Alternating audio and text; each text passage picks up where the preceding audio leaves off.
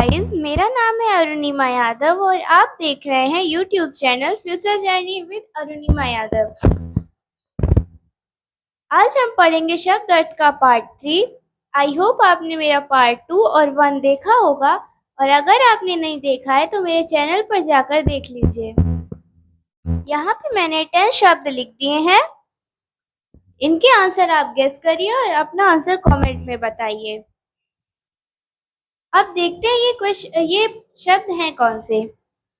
सबसे पहले कॉपी, फिर मरकट, फिर पर्ण, फिर कर्ण, फिर मयंक, फिर परिंदा, फिर सारंग, फिर सर, फिर नाहर, फिर पोत।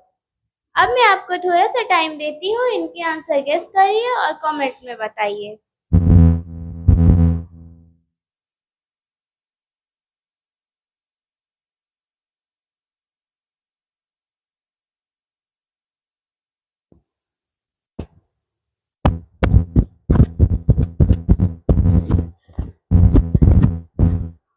सो गाइस, अब मैं इनके आंसर बताने जा रही हूँ। सबसे पहले कपी, कपी का मतलब होता है बंदर। फिर मरकट, मरकट का मतलब होता है बंदर। फिर पर्ण, पर्ण का मतलब होता है पत्ता। आपने सुना होगा ऋषि मुनि पर्णकुटी में रहते थे, मतलब कि पर्ण मतलब पत्ता और कुटी मतलब कुटिया, पत्तों की कुटिया में रहते थे वो। फिर कर्ण, कर्ण माने कान। फिर मयंक, मयंक माने चंद्रमा। फिर परिंदा, परिंदा माने पक्षी। फिर सारंग, सारंग माने मोर। फिर सर, सर माने तालाब। फिर नाहर, नाहर माने शेर। फिर पोत, पोत माने जहाज। पानी का जहाज जो होता है उसे पोत कहते हैं। सो गाइस, मैंने अगेन 10 शब्द लिख दिए हैं। अब इनके आंसर भी आप गेस करिए और कमेंट में बताइए।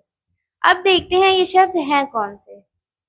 सबसे पहले है शैल, फिर अम्बुद, फिर वारी, फिर वैरी, फिर ध्वज, फिर प्रवीण, फिर संग्राम, फिर प्रभात, फिर नकामी, फिर प्रस्वेद। अब इनके आंसर आप गेस करिए और कमेंट में।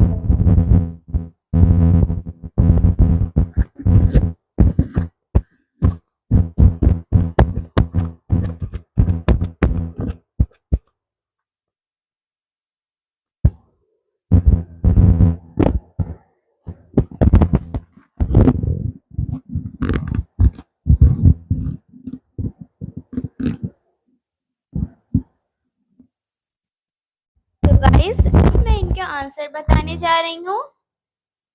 सबसे पहले है शैल, माने पर्वत यानी कि माउंटेन। फिर अम्बुद, अम्बुद माने बादल मतलब कि क्लाउड्स। फिर वारी, वारी माने जल मतलब कि वाटर। फिर वैरी, वैरी माने शत्रु यानी कि इनेमी। फिर ध्वज, ध्वज माने झंडा मतलब फ्लैग। फिर प्रवीण माने चतुर मतलब कि एक्सपर्ट। संग्राम माने लड़ाई या फिर युद्ध मतलब कि वॉर। फिर प्रभात यानी सुबह या फिर मॉर्निंग।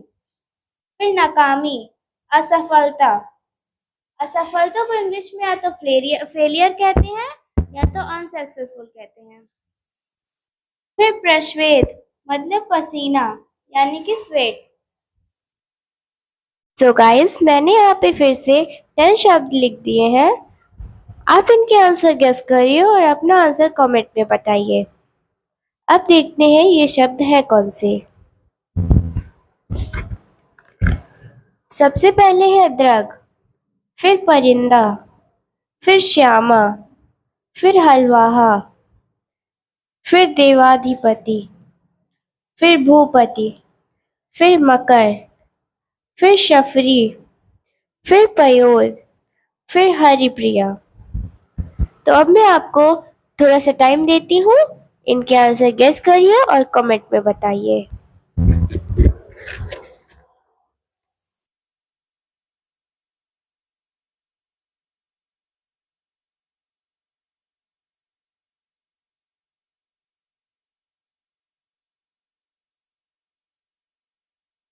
सो गाइस, अब मैं इनका आंसर बताने जा रही हूँ।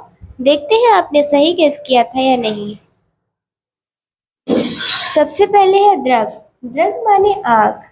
फिर परिंदा। परिंदा माने पक्षी। फिर श्यामा। श्यामा माने कोयल। इसमें अगर हम बड़ा आ हटा देंगे तो ये हो जाएगा श्याम। श्याम माने कृष्ण। उसके बाद फिर हलवाहा। इसको हम दो पार्ट में बांटते हैं। ये है हल, ये वाहा। वाहा मतलब चलाने वाला। हल चलाने वाला किसान। फिर देवाधिपति। इसे भी दो पार्ट में बांटते हैं। ये है देव और ये आधिपति। आधिपति माने हेड या फिर बोले तो चीफ। तो जो देवताओं का चीफ हो वो होते हैं इंद्र। फिर भूपति। भूपति माने राजा। फिर मकर माने मछली। फिर शफरी माने मछली। फिर पयोद माने बादल। पय माने होता है पानी और दा जिसमें जुड़ जाए, दा मतलब देने वाला, तो जल देने वाला बादल होता है। फिर हरिप्रिया। इसमें ये हरि, हरि माने विष्णु और प्रिया मतलब पत्नी, तो विष्णु की पत्नी लक्ष्मी, इसलिए हरिप्रिया माने लक्ष्मी। सो गाइस, यहाँ पे मैंने अगेन 10 शब्द लिख दिए हैं। अब इनके आप इन्हें देखिए और इनके आंसर कमेंट में बताइए। अब देखते हैं ये शब्द है कौन से। सबसे पहले हिमगिरी। फिर नागेंद्र। फिर नागेंद्र। फिर नगेश। फिर नागेश। फिर व्याल। फिर अंडज। फिर दंती। फिर कुंजर। फिर दरख्त। इनके आंसर आप गेस करिए और कमेंट में बताइए। यहाँ पे ये चारों शब्द एकदम सेम है बट इनका आंसर डिफरेंट है, तो इनमें कंफ्यूज मत होइएगा।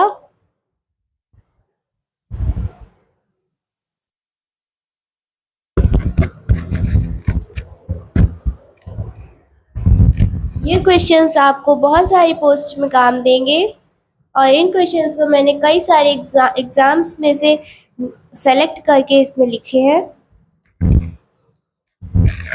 सो गाइज, अब मैं इनके आंसर बताने जा रही हूँ। देखते हैं आपने सही गेस किया है या नहीं। सबसे पहले हिमगिरी। हिमगिरी मतलब हिमालय। इसे ऐसे देख सकते हैं, यह है हिम और यह है गिरी। हिम मतलब होता है बर्फ यानी कि आइस, और गिरी मतलब पर्वत। तो जो जिस पर्वत में आइस हो यानी कि बर्फ हो वो हिमालय है।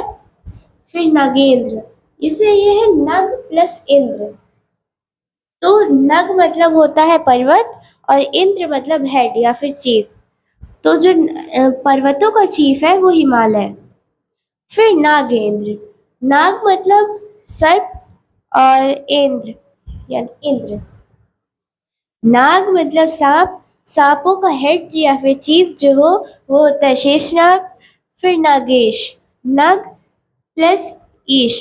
नग का जो राजा हो मतलब कि पर्वतों का जो राजा हो वो हिमालय। नागेश। नाग प्लस ईश। नाग यानी कि सर्प। सर्प का जो राजा हो वो शेषनाग। फिर व्याल माने सर्प। फिर अंडज माने पक्षी। अंडज मतलब अंडे से जा, जा मतलब जन्म ले, अंडे से जो जन्म ले वो पक्षी। फिर दंती माने हाथी। फिर कुंजर माने हाथी। फिर दरख्त माने पेड़। सो गाइस, यहाँ पे मैंने फिर से 10 शब्द लिख दिए हैं। अब इन्हें इनके आंसर गेस करिए और कमेंट में बताइए। अब देखते हैं ये शब्द है कौन से। सबसे पहले तरंगिणी। फिर यामा। फिर डोंगी। फिर पयोधी। फिर जल निधि। फिर चक्षु। फिर रिपु। फिर उमा। फिर केसरी और ज्वाला। इनके आंसर गेस करिए और कमेंट में बताइए।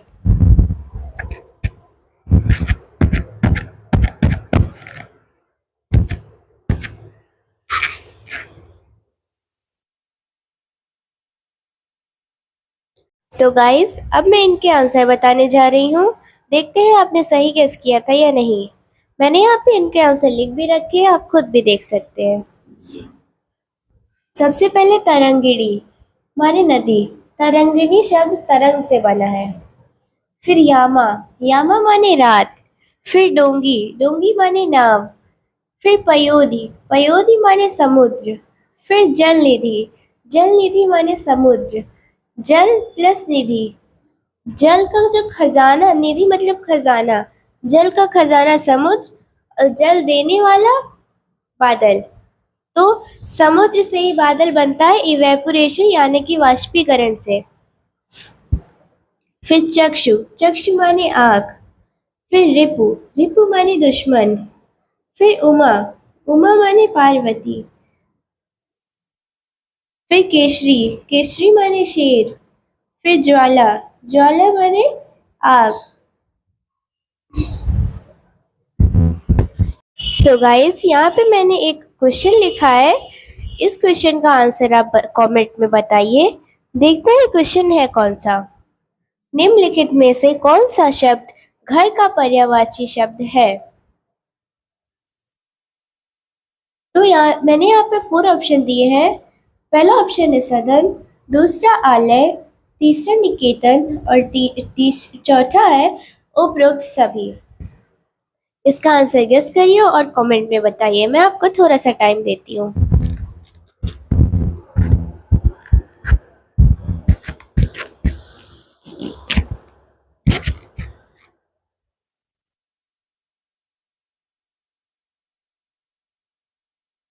सो गाइस, इसका आंसर होगा डी नंबर, उपयुक्त सभी।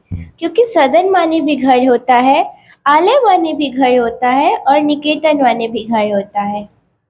सो गाइस, अगर आपको मेरी वीडियो अच्छी लगती हो तो मुझे फॉलो करें और मेरे चैनल को लाइक शेयर एंड सब्सक्राइब करें।